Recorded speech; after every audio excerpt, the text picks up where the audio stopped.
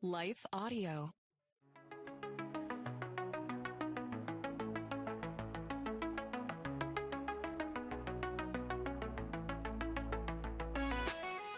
Hello, and welcome to the Confessions of a Christian Alcoholic podcast.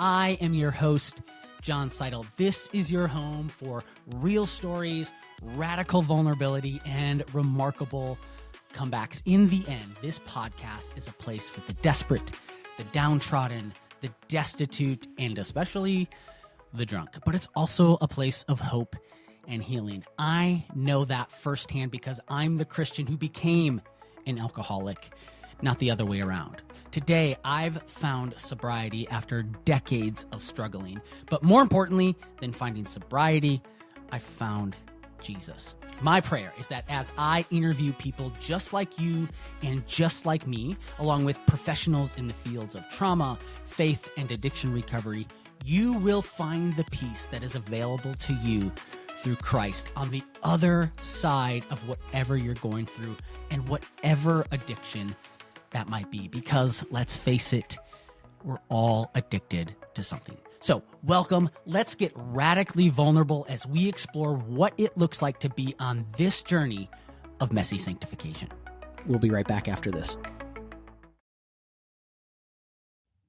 I don't have a problem with alcohol because I don't do fill in the blank.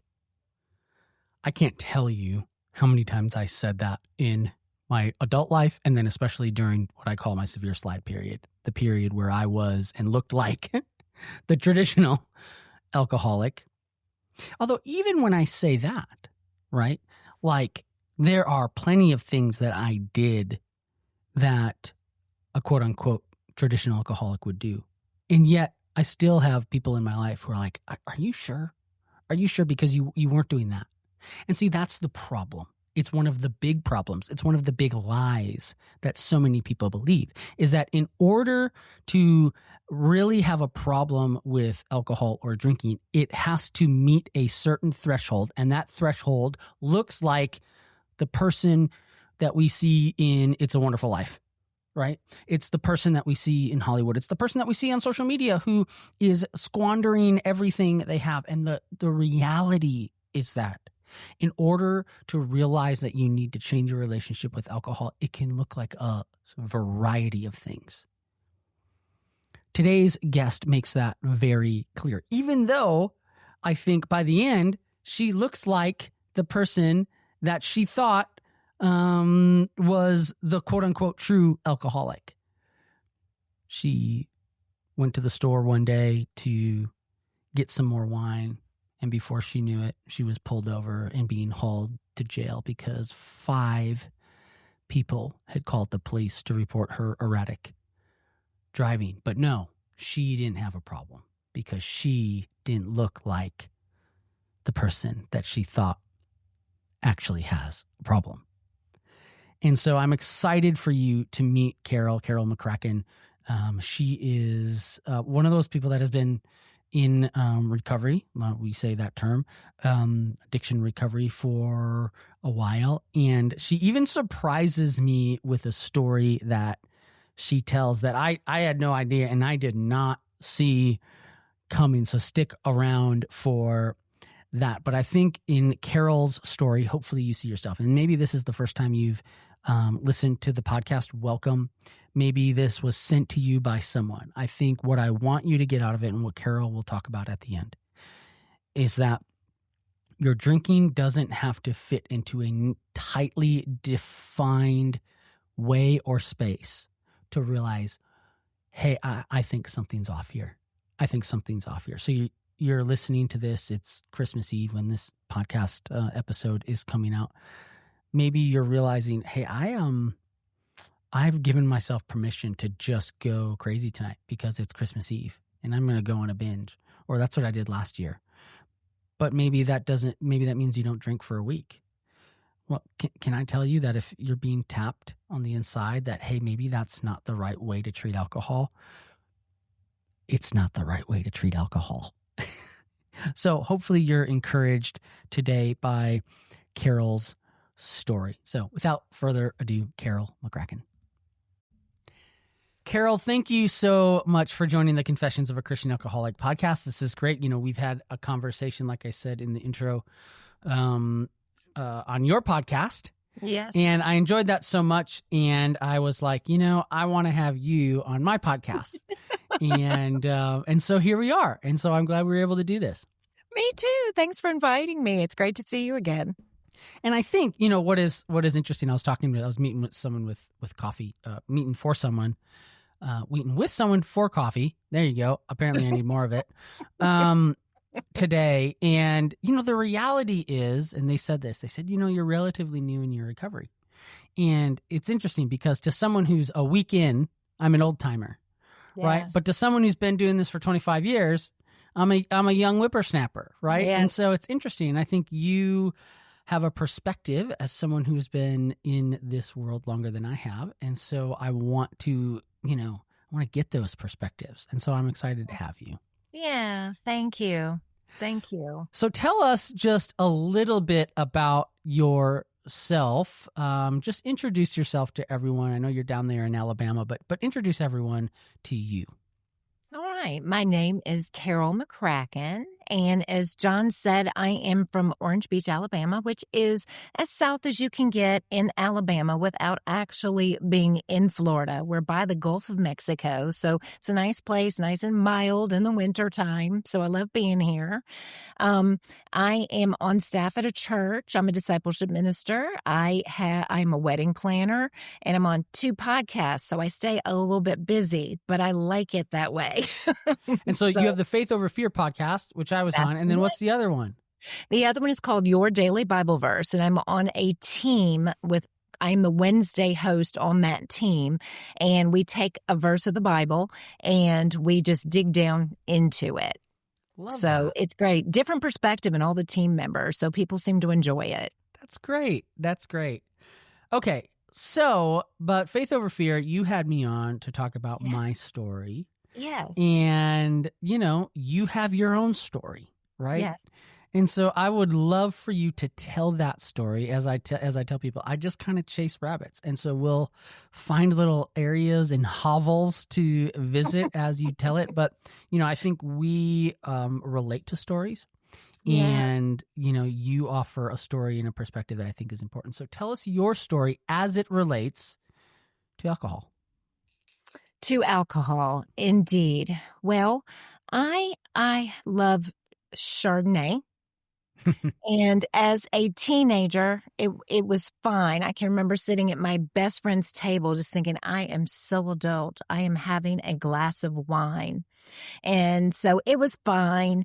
I probably overindulged in college, but everybody else was indulging too. So I didn't think too terribly much of it. But I come from a family of alcoholics. I come by it naturally on both sides. But of course, in my naivete, it wasn't going to happen to me. That's not something that would happen to me. And so I got married, and after 8 years, we had a special needs child. And he's the love of my life, but he was hard to raise. And we were forever on pins and needles. You just never knew what would happen next. He did the best he could, but if he was going to make a decision, it was going to be the wrong one. And so they were forever calling me from school, is this Mrs. McCracken? And I got to the point where I was like, who wants to know? Yeah. I saw things that I never thought that I would have to. Luckily, God was with me the whole time and guided me, but it was tough raising him. And so real quickly, you said God was with you. So you're a Christian, you're a believer. 100% at this point. Yes. Yep. Yes. And that's what drew me to your book, because they think, if you're a Christian, how can you be an alcoholic? And I'm here to agree with you. Yeah. You certainly can. Right. All right. So I just wanted to clarify that. So go ahead. Oh, I'm glad you did, because, that's a part of the story. What was happening is my son was difficult and just being in constant stress all the time, constantly walking on eggshells. My husband and I disagreed on how to raise him. we were together, but we weren't with our methodology. There's no rule book written on that. And so sometime we just got to where we got tired of feeling. And so the alcohol consumption went up and up and up. We were just trying to escape. We were trying to numb. Yeah. Meanwhile, I am a Bible study teacher, and so Bible study teachers at the time, I thought they need to present a front that people will respect their authority, that they know what they're talking about in Scripture, that I should present no problems to them. Mm-hmm. And that was the worst thing I did. Yeah. It was isolation. I was not being authentic. And so I learned that if you didn't appear authentically, you really weren't doing ministry correctly. Although ironically, if you didn't appear authentically, but if you really didn't appear in a fake way, right? Like the irony there is, I have to present this different person than who I am or what I'm going with. And it's interesting, I'll ask you this question because someone asked me this question. Okay. Earlier this week, and they said, John, so are you telling me that you were just like living this double life? And I said, well, I mean, yeah, that's one way to put it, but it wasn't always as intentionally that way, right? Like it wasn't like, I know that I'm this and I'm a fake and fraud and I'm going to pretend to be this person from the hours of 9 to midnight. So how would you describe that kind of duality? That's an interesting thing. You never let them see you sweat was how I was raised. So you power through. I made no conscious decision to close off one part of myself and be another person. I was not consciously trying to be someone else, but I was trying to fit into the role that I thought that I was to portray in order to honor God. Yeah. Exactly. I meant well, but I screwed it up. Right. Okay, so let's, I guess, jump back into the story then. So, well, let me ask this question. You said it slowly started. What was it? Slow? Like, was that over at a period of 3 months? 7 years. 3 years. 7 years? About 7 years. Okay. And I needed to learn some lessons in that, because there's a thing called emotional capacity. And we just did this on the podcast, the Faith Over Fear podcast yesterday. So I've got a therapeutic explanation for that. You can have different levels of accepting stress. So in therapy, they say visualize a bridge and somebody gives you a 20-pound weight. Well, it's not easy. You can carry that all day. That's no problem. Somebody gives you another 20-pound weight. That's your stressor. And you're like, okay, it's not terribly fun. I can power through. I can make it. Then they give you a 60-pound weight. And all of a sudden your back starts to bow. You can't stand up straight anymore. You're doing everything you can to carry it. And your bridge just breaks. Mm-hmm. It cannot hold the weight. So my emotional capacity is these things kept coming to me. I'm like, I'm tired of feeling. And that's when I began to drink wine more and more and more. And for me, you have to have more as you progress. Alcohol is a progressive disease, and nobody ever told me that. I was not educated. Even in the family of alcoholics, I was not educated and did not recognize what was happening. Yeah. And to me, an alcoholic is somebody who sleeps on a park bench. They're down and out. Yep. They're unworthy. They made very bad decisions and were paying consequences. I couldn't be that. It's the alcoholic in It's a Wonderful Life, right? What's his name? And I think in some ways, even just that movie itself has probably shaped more people than they realize. In their view of alcoholic, because I was the same way. I was like, well, I'm not living under a bridge. Right. I haven't ostracized everyone. You know, people still love me. I'm still, and not in a prideful way, but like I still have a family. I still have this. I haven't squandered all my money. You're paying your bills. Yeah. And so I'm good. Yeah. Well, get this. Here's another one. I finally realized probably I had maybe just a little bit of an issue, and I went to go talk to my pastor, who I didn't realize was as uneducated as I was. And I'm like, I think I might have a problem. And he's like, well, do you drink every day?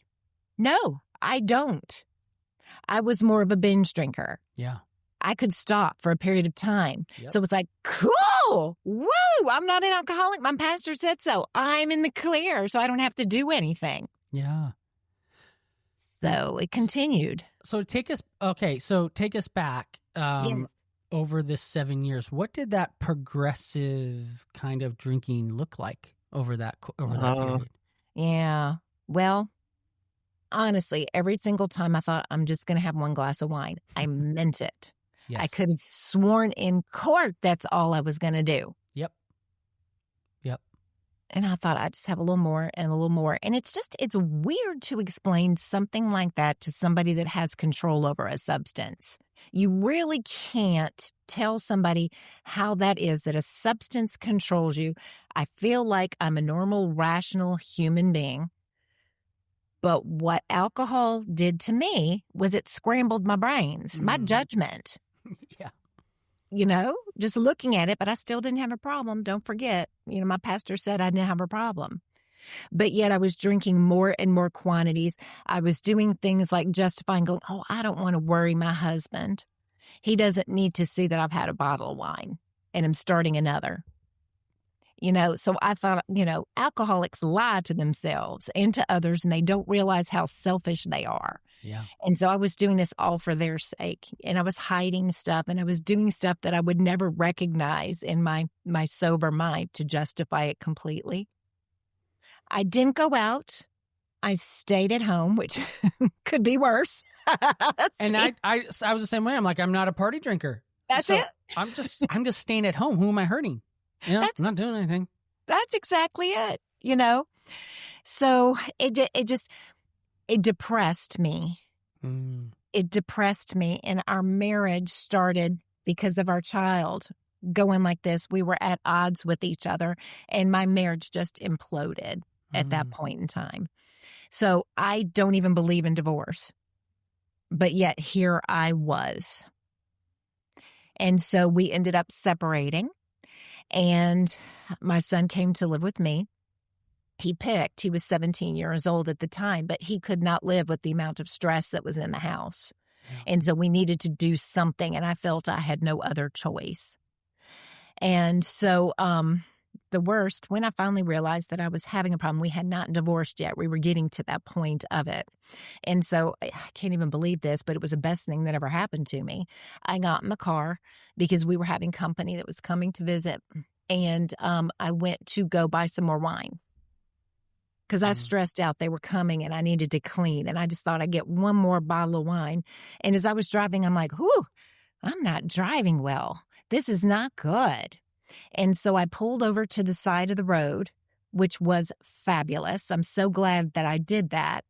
And the next thing you know, a policeman pulled up behind me, flashing blue lights behind me.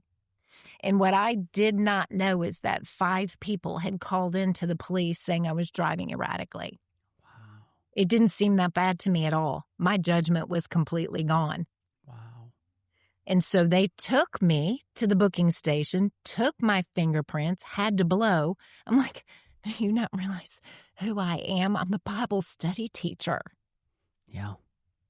And I had to face the fact that I could not go to church the next day because I was sitting in a holding cell. Me? Ew. Yeah. And then to further humiliate me, when I walked out, my mother and my husband had to pay bail. I'm prideful. That kicked me. Yeah. I think I had a problem that I had to deal with at that point. Yeah. And at that moment, God said, how's it going for you? How's life going your way? It wasn't an audible voice or anything like that, but that was what my spirit said. And he's like, you got to do something now. Yeah. So let me back up. So you get the DUI. I didn't get one. Oh, wait, hold on. What? More to the story. Okay, wait. Okay, well then tell us that part. Okay, I had to sit in shame for a while. God was working on me, okay? And so you get this order. I was not experienced. I didn't know how all of this went, but I got a lawyer because I had to go to court. And I was scared to death. Got to court, and my lawyer went and talked to a policeman. I didn't know what was going on at that point. I'm in court. The judge is looking, and he calls Carol McCracken, and I skulk up there. And he said, okay, you've never done this before. Your record is clean. Do you promise not to do it again? I said, I swear. I swear. And he sent me to the courtroom. He said, just don't do it again. I'm going to give you a ticket for reckless walking since you weren't driving, and I'm going to refund your bail. Don't do it again. Okay, that was God. Wow. Nothing on my license, nothing. But I'm like, dear Lord in heaven, you gave me a second chance. That's all it took. I will never do this again. Is that true? Yes. Wow. We'll be right back after this. Okay. Didn't expect that part of it. But I do want to go back then. When it got to the point where you get the DUI, that's not a DUI. Right. Was there people around you that were starting to notice or say anything, or were you just really kind of closed off and hiding it? Nobody ever said a word to me. My mother knew. Okay. So it was apparent, apparently. But nobody ever said a word to me. And so what did your mom and husband say afterwards? They were grace-filled. Mm-hmm. They said, yeah, you got to do something. We support you. Okay. And so I went to a 12-step program. I chose to do that because at the time, that was my resource. There was a girl from church that I called and said, I got to do something, help me. And she took me to a program. And that's what I needed. And so that's my question. What did you do? So you realize you have to do something. You walk out, you get a second chance. What did that look like for you? My second chance was I needed to do something. My personality, I need to do something. And so I really had to do some changing in my thought process. And I needed to be with people that were just like me, that made mistakes. God still loved me. I had to make sure I hadn't let him down. I felt very, very unworthy for quite some time. But then I understood the chemical makeup of it. I was learning and educating myself. I was very, very uneducated as to what the issue was. I mean, it's a progressive disease. It's in the family. Why wouldn't it hit me? That kind of thing. And so I worked my program. I ended up at church. That was the biggest thing. I went to my Bible study and I said, look, I got to tell you people something. I'm not qualified to do this anymore. Let me tell you what happened.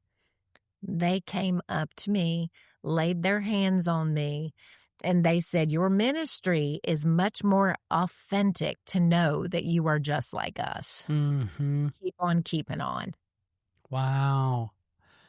So how long, do you feel like it took for you to really kind of reorient your life after that, in a sense, rock bottom moment? A good year.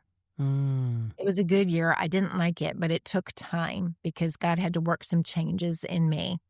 I still dreamed about it at night. It's the weirdest thing. Many others have had this same thing. You dream you're drinking. You dream you're waking. And I can feel my heart pounding. And then you wake up and it's like, oh my God, thank you. I didn't. Yeah. And that took a while. I don't know if it's my system or what, but that took a good year. But after that, I got to tell you, God took the craving away. And it was a time when I would measure everything by the time that I was sober. It's been a year. Okay, it's been 2 years. And then we got up to 10 years. And it's kind of like, oh, I forgot what happened on this day. And I'm like, oh, I'm not defined by it anymore. Yeah. And that was my biggest, I don't want to say I've arrived because I haven't. I'm one drink away, no Yep. matter what. But I have no craving in my body anymore for it. The Lord bless me. The thing that I had tried for so long to deal with on my own willpower wouldn't go away. I had to surrender it.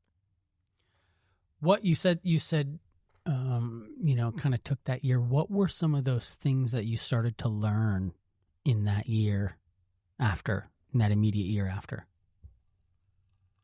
Well, some of those things were, there are other people just like me, wired just like me, challenged just like me.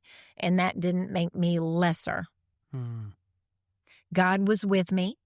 He supported me. And for whatever reason, he didn't want Carol McCracken drinking alcohol. That was not for her.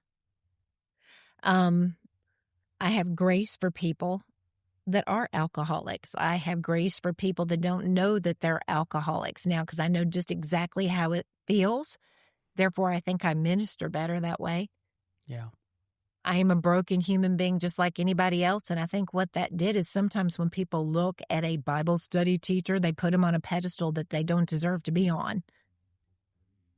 And so I can relate to people better.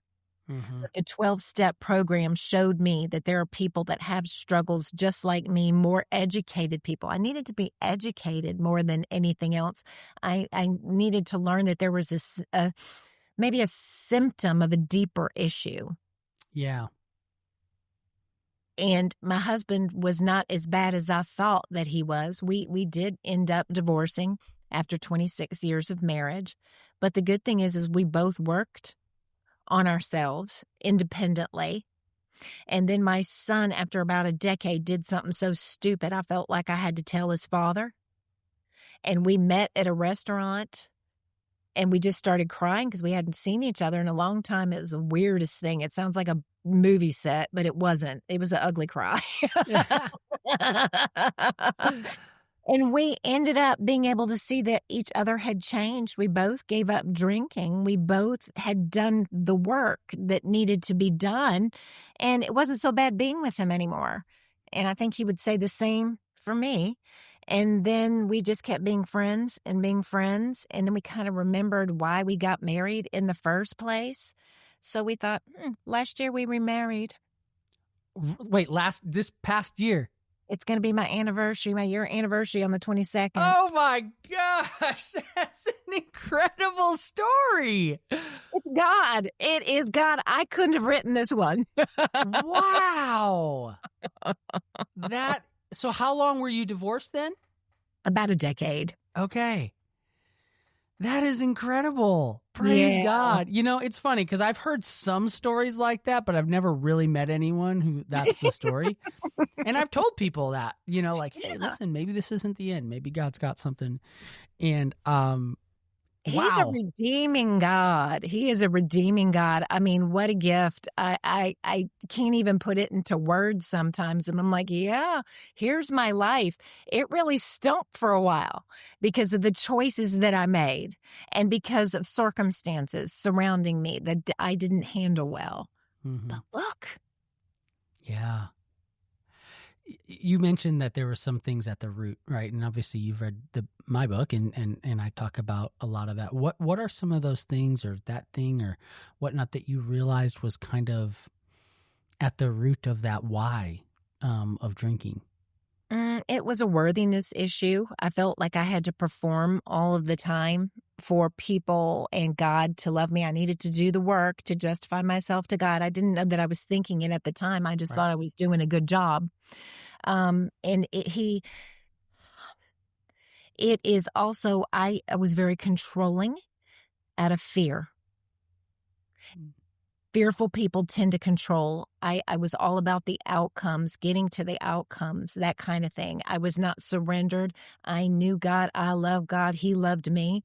But I couldn't take that next step into fully and completely surrendering no matter what. I thought that I knew what was best for me. I really did. I had no idea what was best for me.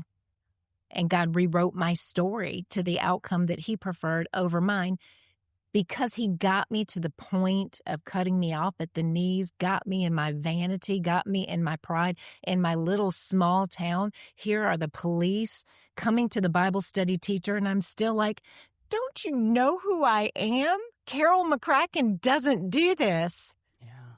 Yet she did. Yeah. And then, that I think there's probably a lot of people listening to this who are like, yeah, I'm controlling. Yeah, I have fear. Yeah, I have pride. How did that then translate into the drinking? Is it because the weight of that you needed to get away from the weight of that? Yes. It sounds perfectly rational for me to tell you, John, I know that my problems are not going to go away if I have a glass of wine. The problems will still be there. You and I both know that. But I was so tired of being on the go, waiting for the shoe to drop, What's my son done now? Seems like we had a good day, but I know it's not going to last. Yeah. What's happening? What's happening with my marriage? What's happening? I mean, we got to the point where I think my poor husband thought that I would fly down the stairs on my broom, just angry already. And that wasn't it at all, but I was an angry human being. So I want to go back because you mentioned as you were telling the story that you started to wonder if you had a problem, and you had the part where you went to your pastor. What were some of those things that were happening that started to make you wonder if you had a problem with alcohol? How stupid I felt on a Monday morning when I saw the amount of containers of wine. I got to the point of being really justifying. It's like, okay, I think I'm drinking too much, so I'm going to go and I'm going to get just these little bottles of wine. Then I'm going to control my portion. And it made perfect sense at the time, but I couldn't not drink all 4 of the little bottles. Right. And it's like, okay, all right, that can't be right, but okay, we'll try again. Every morning I would wake up convinced I'm not going to do this. I can be fine. And I didn't have to drink every day, but I preferred to. Right. Yeah. It's like, what is going on here? Then I would start emptying my trash so people wouldn't see the amount that I actually had, so I wouldn't have to deal with it. Every single Monday morning, I had a headache and a stomach ache. I'd still go to work, but I was not at my best. Yeah. It's stuff that's glaringly apparent to me now, but I Right. justified myself. It was the arguments that I would have with my husband that just seemed so intense and so fueled. Yes. Yeah, I wrote that in the book. I said, I think sometimes what fueled that for me was that I was feeling so whatever, icky, whatever, and you just can't help but try. Like, it just breeds chaos. Yeah. And so there's arguments. Why am I even picking this fight? Right. And it just because that's what sin does. 100%. When you're serving, because ultimately that is a worship. It's an idolatry issue, right? 100%. I'm worshiping my comfort. Right. I want to feel this way. I want to do that. And so when we're putting those things on that pedestal in our life, it can't help but affect the relationships with our spouses, Exactly right. And you don't realize in the middle of it that you're doing that. Right. That it's the biggest form of idolatry that you can do right there. But you would do a lot to get that glass of whatever. Yeah. It's like, and then you're angry if you can't have it because you planned on it. Yeah. Why am I planning on a drink? Do I plan on eating do I eat as much spaghetti? I think you said something like that in your book. Do I eat like that? Like, do I eat plates and plates of food till I throw up? Yeah. Right. Exactly. I don't do that with anything else but the alcohol. Right. I want to go to what your pastor said, and who I'm sure is well-meaning, but I think it highlights a problem, right, in that so many people believe, and I was one of them, and I think you were probably one of them, and that Yeah. pastor was one of them, that believe that quantity is the, quantity and time, like how often you're doing it, Yep. is the only indicators of whether you have a problem with alcohol. Right. And what your story, and even what mine, because I would quit for a little bit, and people who quit aren't alcoholics, right? But maybe speak to that person who is like, oh, dang, yeah, I can stop for a day, I can stop for a week, but man, when I go. Or I'm thinking about, maybe I'm not drinking, this week, but I'm thinking about, man, I cannot wait. Maybe there's someone that's like, I'm going to do sober October, I'm going to do dry January or whatever. Yeah. But the whole time, all they're thinking about is, when can I start drinking again? Like, exactly. Speak to that person who is experiencing some of that. What would you say to them?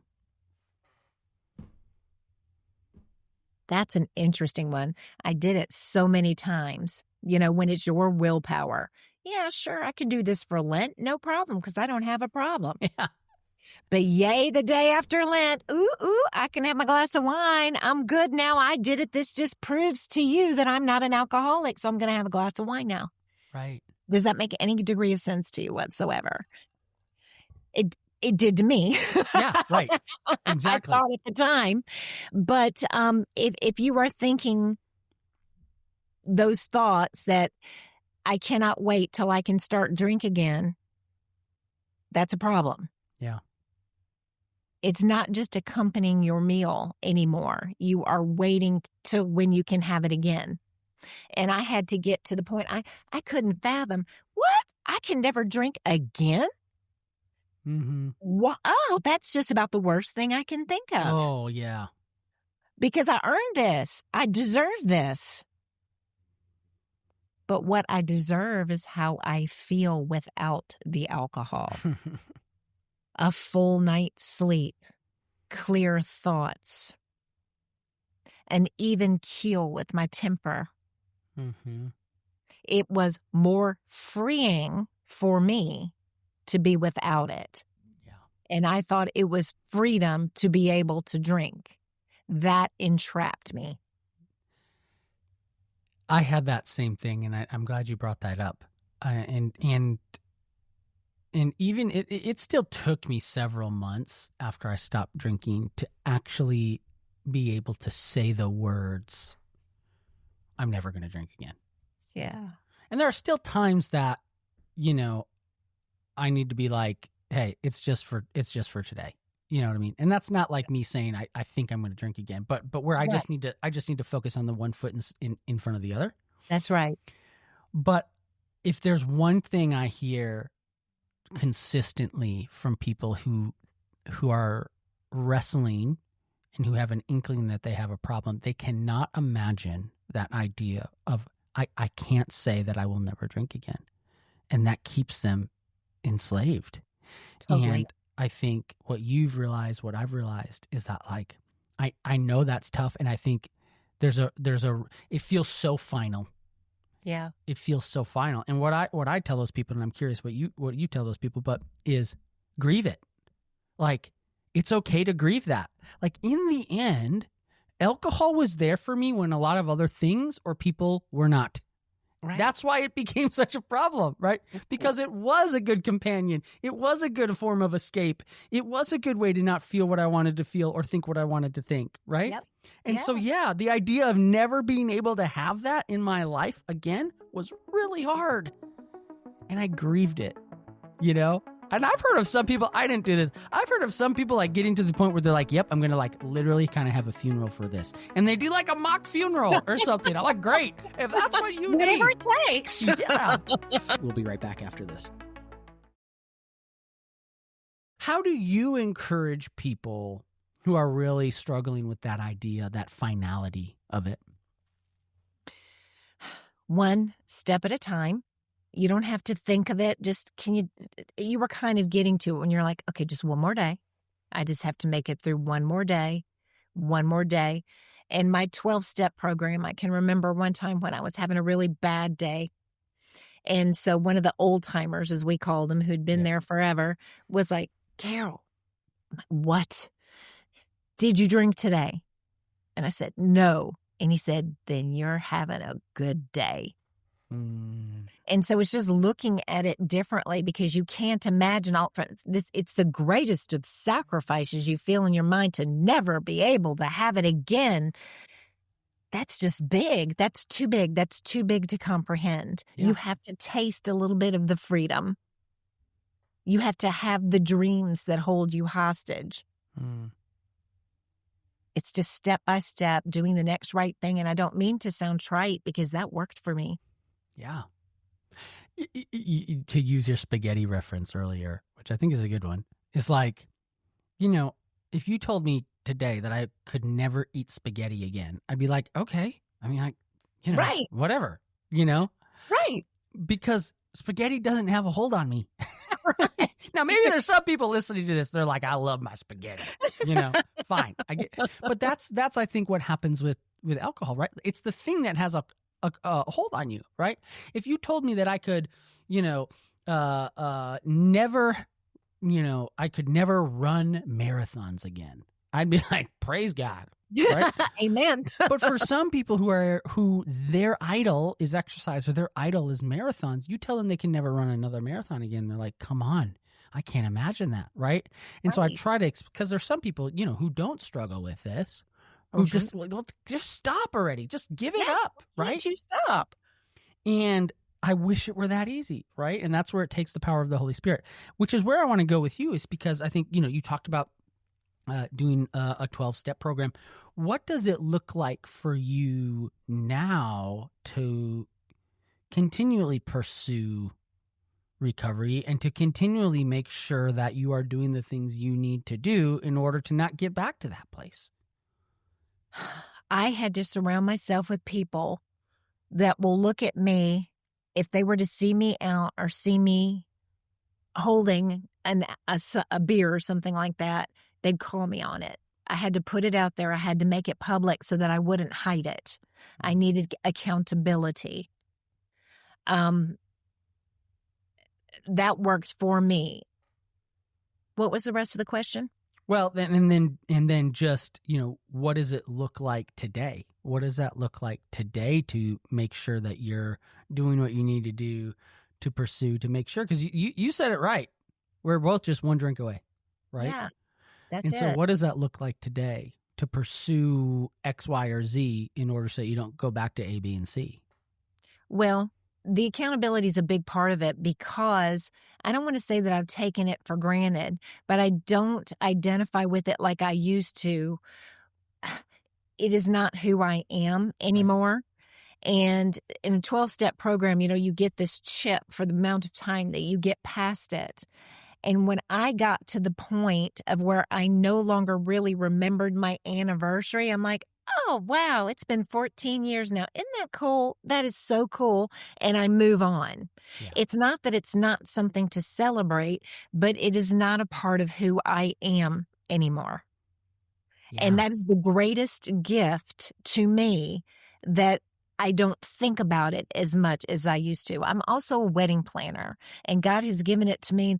I just see so many people at a wedding party that are acting so dumb. They do the dumbest things, and I'm like, I am so glad I am not that person. Yeah, right. And it just reinforces how dumb you can look when your brains are scrambled with alcohol. You said that reminded me of something I wanted to say earlier, but I think I love exploring some of the science related to alcohol and what happens in our brains. And one of the things that is been helpful for me is that alcohol shuts down our prefrontal cortex, and our prefrontal cortex is where we make decisions. It's where we reason. It's where we the logic comes from. And what we then start doing is we start working from the back of our brains, the amygdala. And that's just the more reactive feelings, they call it the lizard brain, right? Yes. And so, when you start, you literally are turning off your ability to reason. So you're like, why would I not drive? Why would I not do this? Why would I not, X, Y, and Z? Well, because your logic part is turned off, right? Yes. And I want to tell you, I took my highlighters and I did that in your book. When you stated that, I like, look what I was doing to myself. Oh, my word. Yeah. The science was great. But I want to tell you one thing that I hope that you do bring up a little bit. One thing that was freeing to me in your book is when I was going through my 12-step program, that was really the only solution. I know there are other programs and things down there. You don't have to do a program. But you told me that it is considered now a disorder. And the way that doctors used to look at it, and the reason that my pastor could tell me, no, you don't have those problems, is because there was this certain checklist back in the day, and you either were or you weren't. Yep. And now it is a disorder where getting it's a back. Spectrum. That's it. That's it. And it presents differently in a lot of people. And that's why quantity doesn't matter as much. You can still be an alcoholic and drink just a little bit as much as it affects you. But your book is a very good resource to educate people. If you think you drink too much, this is the best book, you guys. It really does help. Well, thank you. I did not pay Carol to say that. He did not.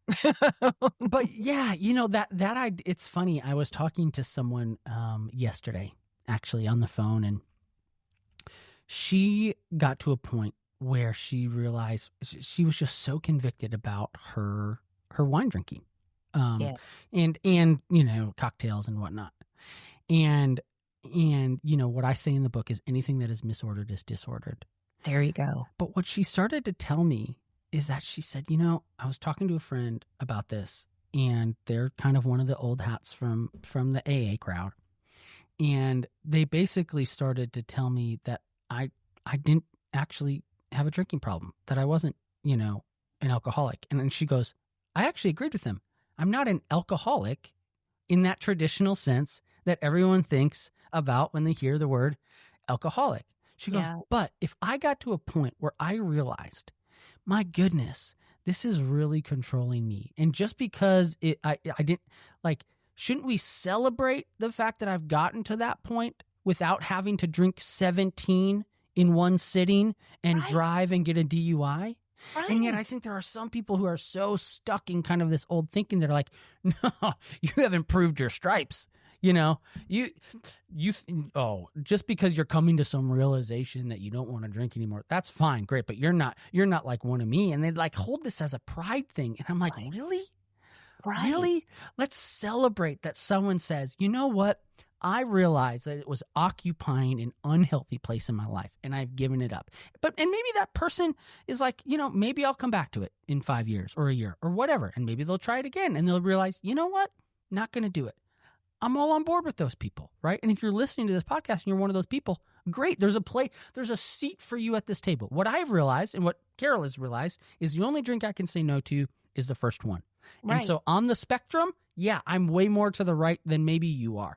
But I don't use that as a badge of pride, or I'm so like, I'm better than you by being worse than you, But like, man, let's celebrate those people. It is not about quantity, just as if you were a spaghetti addict. And maybe there's some people who have to have spaghetti every hour of every day. But if you have to have spaghetti every day, or if you're just thinking about spaghetti constantly, and you're like, I think I need to give up spaghetti, I'm going to applaud you, spaghetti addicts out there. Well said. Well said. Carol, if there's really just kind of one piece of advice that you would give to people who are listening to this, what would it be?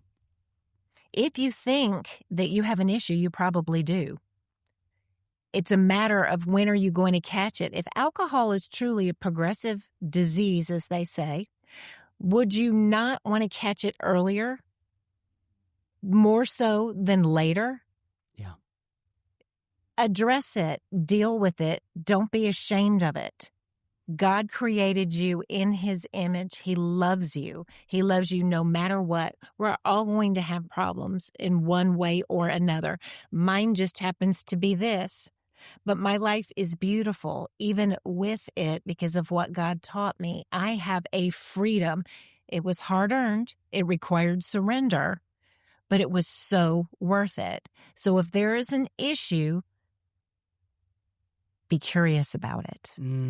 Curiosity. I would say that's one of the most important things I learned in the wake of and during my really intense process of healing, which is still ongoing, but is curiosity, you know?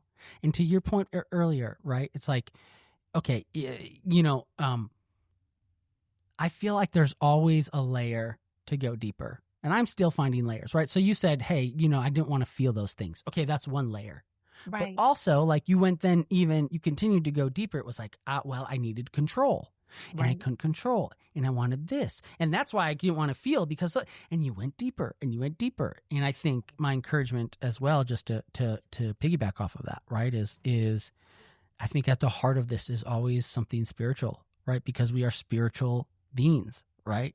And so, we talked about the idolatry, but it's like, I want to be the Lord of my life, right? And again, that doesn't dismiss, I think, and I talked about this in the book, that this is both a spiritual disease and physical disease. At some point, there was that aspect of the physical draw that just, in a sense, took over. That's right. But yet, at the very heart of it, even though it was all in my family and there's all that stuff, right? Is I wanted to escape. There was sin that was done to me that taught me that the best way to deal with that stuff is just to escape, right? Right. And so, like you, I just want to encourage people, go deeper. Carol, if people want to listen to your podcast, or both of them, learn more about you, where can they go? You can go, it's a Salem product, both of those. You can find it that way through their directory, or it's Faith Over Fear, or it's Your Daily Bible Verse. And we're on Apple, we're on all the things, Spotify, you name it. And we'd love to see if you drop by. Now, Salem, can they find that through Life Audio as well? That's it. One and the same, really. Because we are a Life Audio podcast as well. The Confessions of a Christian Alcoholic. I knew I liked you. So go to lifeaudio.com, which I tell people at the end of every program. But look at this. And again, I swear I did not realize that Carol was on the Life Audio network. Kindred spirits. It keeps happening. Yeah, kindred spirits. Carol, thank you so much for joining the show today. It's been great to learn from someone who has been doing this a while, and yet, there are differences, but yet so many similarities. So Indeed. I appreciate you. It was my pleasure. Thanks for having me. I am so appreciative of Carol for coming on and telling her story. I think it is so important. And I think what she really highlighted there at the end, highlighted it in the introduction, but really want to hone in on it, is that your drinking doesn't have to look a certain way for you to reevaluate it. And, I do a lot of, have a lot of conversations and work with people who are really on the way right of the alcohol use disorder spectrum, right? And they need to go to detox and that kind of thing. But there's also a passion in me for people who are on the way left, right? Because I just wish that I would have taken seriously some of the things that I was starting to realize early on before it became an even bigger problem. And I have a heart for people to realize that. Like, you don't have to wait until you get to a rock bottom moment. You don't have to wait until you're arrested, for a DUI in order to be like, oh, I guess that is a problem. Like, my prayer for you is that if you are listening to this now, maybe you've listened to several episodes or this is your first one, that you will realize that, hey, it's not a sign of weakness. It's not a cop-out. It's not a whatnot to be like, you know what, I think I need to reevaluate this. And whatever that looks like, if that is giving it up forever, but if that is just taking a month, dry January, to really assess what this has become in your life, like, I encourage you to do that.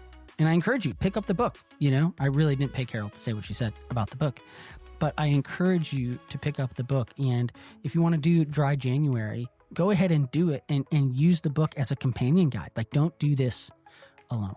So hopefully that was encouraging to you in this Christmas season, because I think there are a lot of people who go overboard.